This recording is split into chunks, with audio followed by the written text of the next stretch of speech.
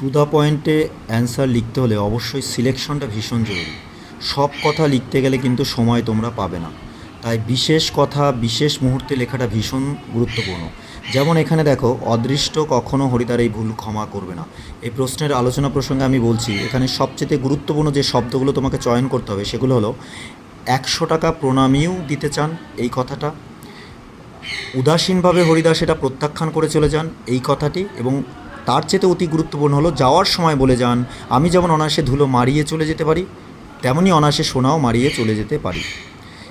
তারপরে যে লাইনটা বেশি গুরুত্বপূর্ণ সেটা হচ্ছে, সন্ন্যাসী চরিত্রের সঙ্গে তিনি এতটা একাত্ম হয়ে গিয়েছিলেন যে চরিত্রের ঢং নষ্ট হবে বলে হরিদা টাকা নেননি। এই বিষয়টা। আর হচ্ছে লাস্টের যে কথাটা সেটা হচ্ছে, তার ভাতের হাঁড়িতে মাঝে মধ্যে শুধু জলই ফুটবে, তাতে চালের যোগান থাকবে না। এটাকেই বলা হয়েছে যে হরিদার ভুল, এবং এটাকেই অদৃষ্ট কখনো ক্ষমা করবে না।